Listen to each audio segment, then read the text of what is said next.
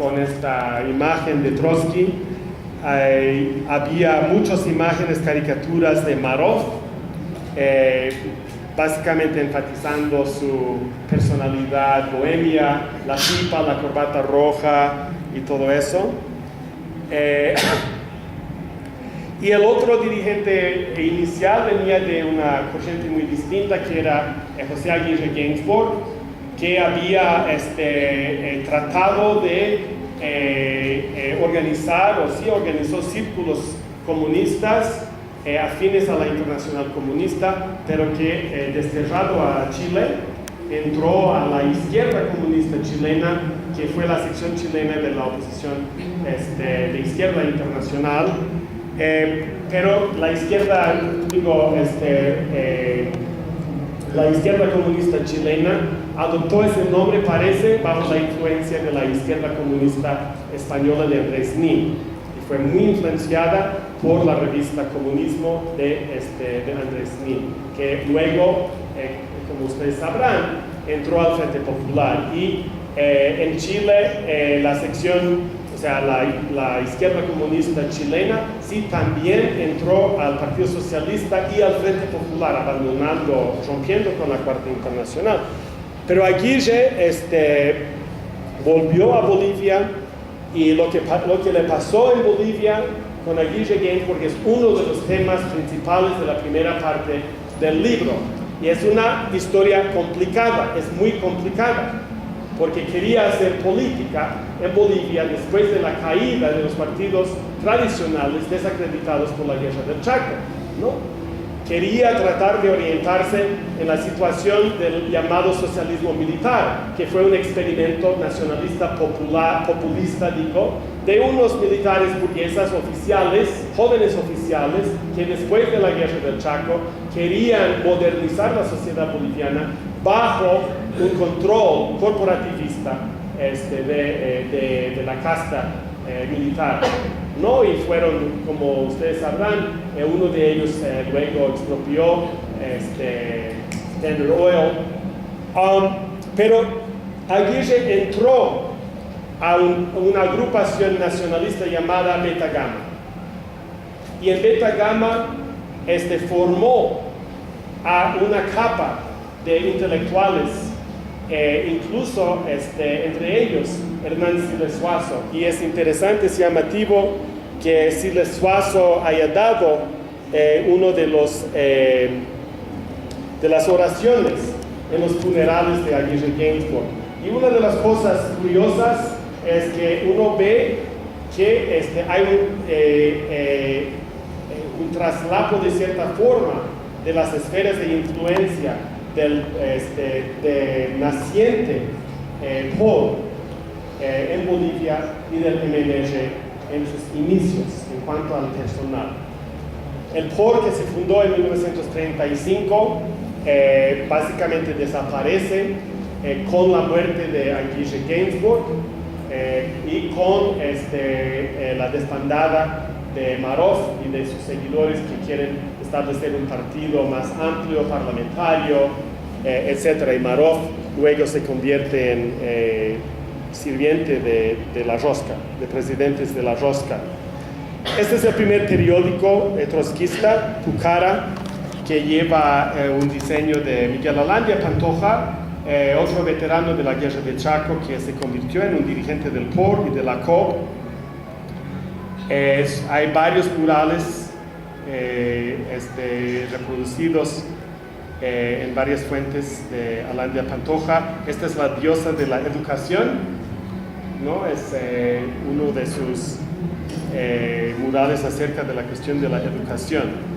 Aquí en Oruro vemos una manifestación en el aniversario del asesinato de Trotsky en agosto de 1941. Dice "Viva Trotsky".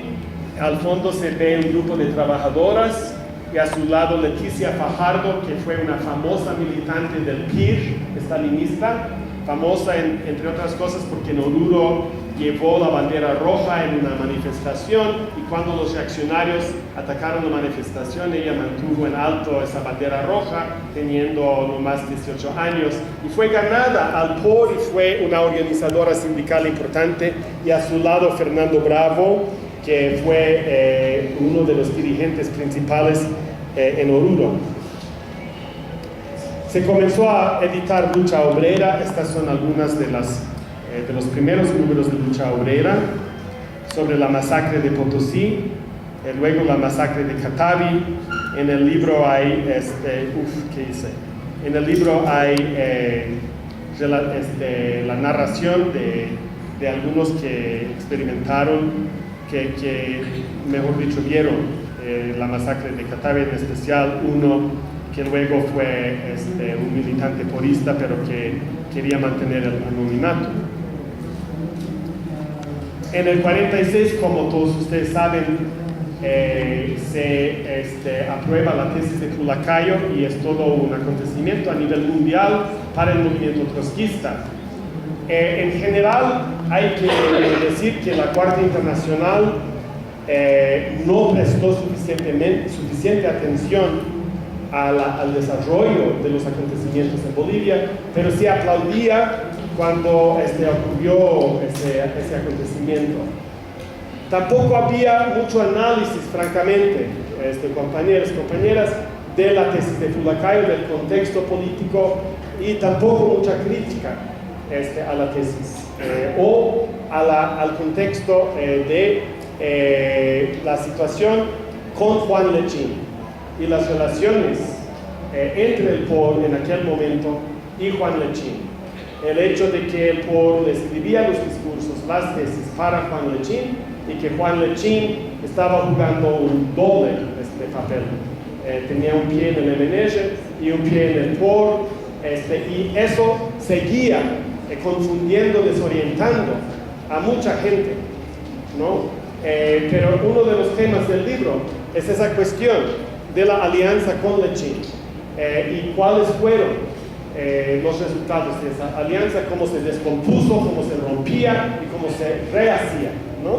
Cómo se criticaba a Lechín y cómo se alababa a Lechín, ¿no? Cómo se hizo un bloque parlamentario, el bloque minero parlamentario entre el POR y Lechín y Mario Torres y otros, que fue un bloque, en mi opinión, con el ala sindical del MNR. Entonces, en una parte del libro habla del bloque minero parlamentario, de las intervenciones muy interesantes, a veces muy agudas, a veces a veces incluso hay una situación en la que se interpelan al presidente que habla en contra de los agitadores, y dos jóvenes militantes del POR, uno de ellos siendo Guillermo Mora, dice: sí, somos agitadores. Básicamente, no dicen ¿y qué?, pero es básicamente así. Sí, somos agitadores, ¿y qué? Como Ayala Mercado, que luego pasó al MNR, ayudó a correr al presidente de Bolivia de un congreso de maestros. El desafío de esos jóvenes y su valentía, cómo volvían, como por ejemplo Guillermo Mora volvió del exilio, cuando fue exilado, y volvió y apareció en el Parlamento para dar un discurso, ¿no? Y cuando le preguntan cómo es que volvió a Bolivia, dice: bueno, son cosas del oficio de ser revolucionario, ¿no? A la vez, recalco los resultados a largo plazo de esa alianza con Lechín. Y aquí un periódico burgués que despotricaba contra los dirigentes mineros y contra Guillermo Mora. Aquí se ve al presidente Rosquero, Herzog, cortando los tentáculos de un pulpo que dice agitadores sindicales, y uno de los tentáculos dice POR. O sea, la burguesía, la influencia del trotskismo en la vida política de Bolivia se ve también en la casi obsesión a veces de la burguesía de su fobia antitrotskista. Es uno de los únicos países donde varios presidentes han advertido contra el peligro de un gobierno trotskista. Herzog hablaba en contra del peligro de un gobierno trotskista. Incluso Paz Estenssoro dio discursos contra el peligro de un gobierno trotskista, ¿no? El MNR luego publicó libros y folletos contra la revolución permanente, citando a Mao Zedong, por ejemplo, que decía: hay que hacer un bloque de 4 clases, ¿no? Que eso supuestamente es el marxismo. ¿no? Siles Suazo en un solo discurso cuando fue presidente atacó mínimo 7 veces al POR por nombre, ¿no? Es interesante eso. Resumiendo mucha historia en muy pocas palabras, la Guerra Civil del 1949 es un episodio importante, interesante en la vida nacional, y en Sucre y en otros lugares militantes del POR combatieron, en otros lugares no. Pero lo que sí siguió fue la huelga general del 50, una huelga también de los empleados bancarios, dirigida en gran parte por Edmund Moller, la actividad de los poristas en las fábricas, no solo en las minas, y la tentativa de formar un frente único antiimperialista con el MNR, con el PIR y con el PCB, después de su fundación en el 50, y con el MNR. Y repetidas llamadas,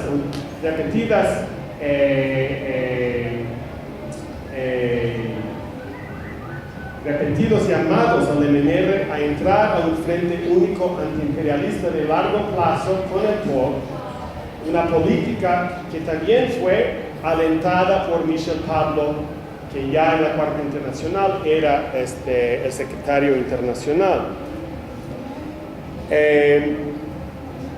Las elecciones del 51 y luego, obviamente, el levantamiento del 52, y una parte del libro recopila y transcribe y analiza los testimonios de varios militantes que combatieron en las jornadas de abril.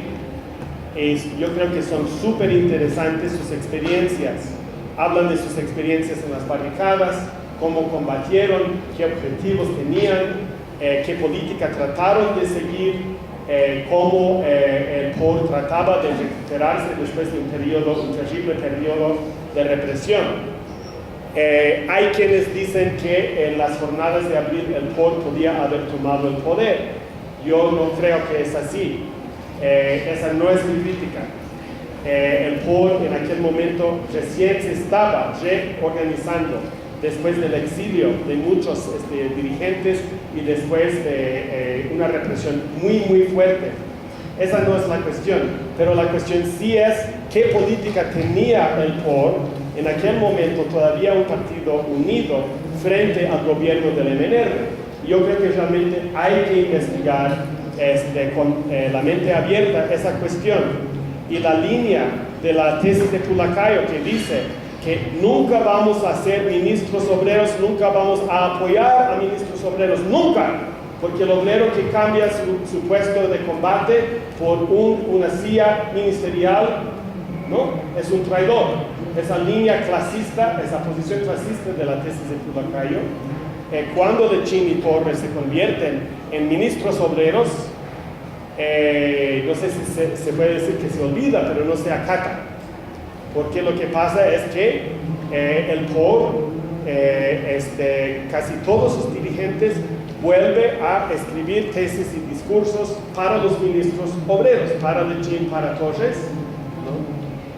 Y además dice que apoya a la fracción de izquierda del gabinete y lanza la consigna todo el poder a la izquierda del MNR. Y esa era la línea regidora en muchas cuestiones en ese periodo. Entonces se establecen las milicias mineras y obreras, luego campesinas, se establece la COP, un fenómeno muy particular, muy importante en toda la historia del movimiento obrero de América Latina y del mundo. Pero la política que siguen los dirigentes de la COP es lo que se llama obviamente el cogobierno. Y ese partido nacionalista burgués quería mantener en raya a los mineros mediante la figura de Lechín. Entonces, a la vez que se criticaba a Lechín, también se decía que se apoyaba a la izquierda del MNR y que se quería que la izquierda del MNR controlara el gobierno. Hay mucho más de eso en el libro y me interesaría mucho los comentarios, las críticas de la gente, de los compañeros y compañeras acerca de esto. Una cosa que solo quiero mencionar, y voy a tratar de terminar en unos minutos porque hay mucho más que se podría decir, pero una cosa que me parece muy interesante es la cuestión de la escisión del poder y la cuestión del entrismo, ¿no? Y esa historia es muy complicada, pero hay que ver las posiciones de las dos fracciones principales, fracción proletaria internacionalista de González y Bravo y fracción obrera leninista dirigida por Guillermo Lora y Edwin Moller. La cuestión de la actitud hacia el entrismo es una cuestión muy polémica. Invito a los compañeros, las compañeras a leer los documentos que cito en el libro. La historia no es tal vez como se cuenta, o como se recuerda o se cree recordar o establecer. Y yo creo que el entrismo en gran parte fue el fruto lógico de la política, la línea, la consigna, todo el poder a la izquierda de la MNR. Pero también una cosa muy interesante me pasó aquí en Cochabamba en el año 92, cuando iba tratando de entrevistar a varios veteranos del movimiento, y se me acerca un hombre muy serio, fornido, de pelo cano, y me dice, tú eres el que anda buscando a trotskistas. Sí. Bueno, quiero hablar contigo. Me llamo Modesto Cejas. Y se presentó ese camarada que me hizo una fuertísima impresión. Y me habló de su vida, de la vida de sus camaradas, de los activistas campesinos. Pero al final de la entrevista apagué el aparato y le dije, camarada Cejas, yo creo que el MNR fue un partido burgués, nunca fue un partido pequeño burgués, fue un partido burgués. Y comenzó a llorar y me dice, esa fue la posición de mi fracción. Y le digo, ¿qué fracción? Dice, nuestra fracción aquí en Cochabamba. ¿Pero qué fracción, camarada? Pues la fracción que teníamos, que se oponía a las dos fracciones, porque nosotros creíamos que era un partido burgués y que el POR no tenía una línea suficientemente clara y fuerte en contra del MNR en aquel momento, y eso se manifestó, dijo él, en las luchas aquí. Entonces yo no le tomé la palabra, sí lo creí, porque me pareció muy claro que estaba hablando de algo real. Pero busqué documentos, busqué en los libros, no había nada, con la excepción de una línea muy poco clara. Pero luego, en una pila de documentos de Sinforoso Cabrera, descubrí los documentos, unos de los documentos de esa fracción, que se llamaba Fracción Leninista, compuesta de activistas campesinos quechua y activistas suizas, una pareja suiza. De cierta forma fue una fracción quechua suiza dentro del trotskismo, y que sí tenía una línea propia. Y luego en París, en los archivos del secretario de la Cuarta Internacional, luego de los paplistas, encontré más documentos que tenían exactamente esa línea. Eso fue muy interesante y forma parte del libro. Entonces, este es el primer número de Masas. Después de la decisión en el 54, Guillermo Lora comienza a retomar, comienza a luchar por establecer un partido, una organización. Se comienza a publicar masas, incluso en la clandestinidad.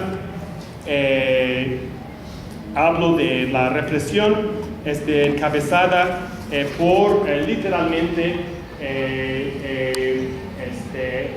agentes directos del imperialismo norteamericano. Se han desclasificado documentos de la CIA que muestran que los servicios de inteligencia imperialistas sí querían seguir en mucho detalle la actividad de los 2 cores o de los 3 cores cuando se fundó el core de los posadistas. Escribían informes, a veces no entendían bien lo que estaba pasando, pero lo que sí se sabe a ciencia cierta es que motivaron, incentivaron y prepararon los asesinatos, ¿no? Que entregaron listas en un documento, un agente del llamado Instituto por el Desarrollo del Sindicalismo Libre Americano, es una colaboración entre los jerarcas sindicales norteamericanos y la CIA. Dice, he entregado la lista a los que deben ser arrestados al nuevo gobierno, el gobierno de Barrientos, y ahora me voy al aeropuerto, ¿no? Esa cuestión se manifiesta en la masacre de San Juan, se manifiesta en los asesinatos de los camaradas cuyos nombres han entrado en la larga lista de mártires de la clase obrera internacional. Después se habla del periodo de la Asamblea Popular, del gobierno de Torres y de todo ese periodo, los combates en la Cacota, la desesperada y heroica resistencia de los que buscaron derrotar ese golpe, de los reaccionarios, otra vez auspiciado en gran parte por el gobierno de la Casa Blanca, en este caso el gobierno de Richard Nixon. También se habla de la Asamblea Popular. Se pregunta cómo es posible que haya decidido hacer un receso en junio, cuando se veía que se aproximaba un golpe de Estado, ¿no? ¿Cuál fue las ideas acerca de que Torres iba a repartir armas al pueblo? Y luego, una cosa con el que no estoy de acuerdo para nada, esos son combates en la Cacota. Una cosa que debo decirles francamente, no estoy de acuerdo, y el libro, si bien no es un libro, no es una polémica como tal, da lugar a polémicas. No estoy de acuerdo para nada con el Frente Revolucionario Antiimperialista, para nada. Y el libro analiza el FRA, la estrategia del FRA, el concepto del FRA, el hecho de que el FRA fue formado con Torres después del golpe y con Rubén Sánchez, ¿no? El mayor Rubén Sánchez, con las llamadas Fuerzas Armadas Revolucionarias, o sea, con el presidente que había preparado el camino para la derrota, el presidente que decía que su fuerza aérea iba a apoyar a los mineros en la operación 1000 pies, Águila Voladora, el presidente que había dicho que el ejército va a defender al pueblo, que no va a haber más noches de San Juan, el presidente burgués, nacionalista, castrense, que después sí estaba dispuesto a afirmar cualquier cosa. Entonces es un tema polémico. Y me gustaría mucho las críticas, las respuestas. Hay mucho más que se puede decir. Voy a terminar aquí. Hay una cosa que me gusta mucho, una foto que saqué en las manifestaciones de masas de 2005 que derribaron a Carlos Mesa. Y vi esta pancarta. Quiero terminar con esto. Dice: burgueses, los días son contados, carajo.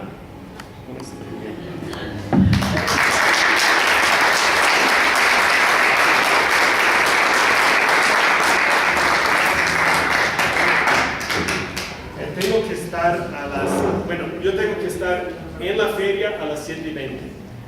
Entonces, tenemos 20 minutos para la participación del público. Podemos hacer unas 5 participaciones y luego termina su intervención Sándor, dando respuesta o comentando a lo que ustedes digan. Tienen la palabra entonces. Ya haremos una ronda de 5, 2. ¿Nadie más? Hablaremos, así se escuchan, a ver. Digo, para no estar trasladando, tenemos un solo micrófono. Ya. Creo que empezaremos con las 2 para no perder más tiempo. A ver, el compañero de atrás y después adelante este compañero. Ya te digo la palabra. En realidad, el disertante o el escritor Sandor, ¿no? Ha tomado testimonios y eso es muy interesante. Y llega a la conclusión que, bueno, si hablamos del trotskismo en Bolivia, tenemos que hablar de los militantes o partidos trotskistas que hubo, ¿no? Bueno, llega a la conclusión que el pueblo no ha tenido precisión política en abril de 1952. Y el POR dice que la clase obrera no tomó el poder porque no estaba maduro. El POR dice en 1952 que la clase obrera no tomó el poder porque no estaba maduro. Y el escritor llega a la conclusión que falta de precisión política, lógicamente, ¿no? Pero para enriquecer su libro,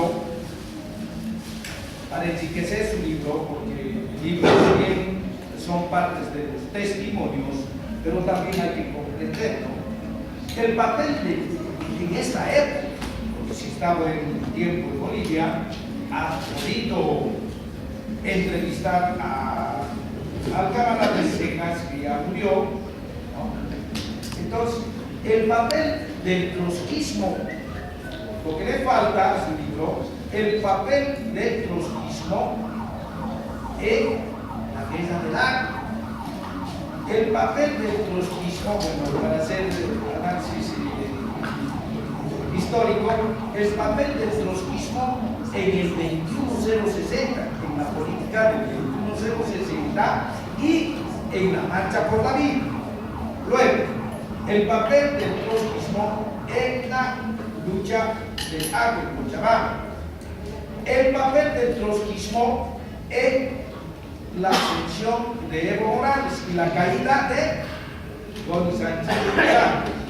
Y por último, el papel del trotskismo actual, porque está desfasado de las masas si se debe a su contenido programático de 1938, que nosotros de la Brigada Lenin decimos eso, o de 1940 de Trotsky, los sindicatos en la época de la degeneración del imperialismo.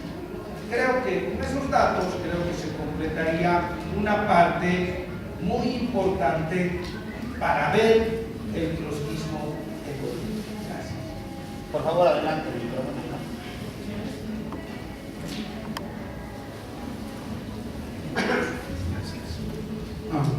Bueno, yo no he leído el libro aún, querido Sandor, pero de la exposición que has hecho,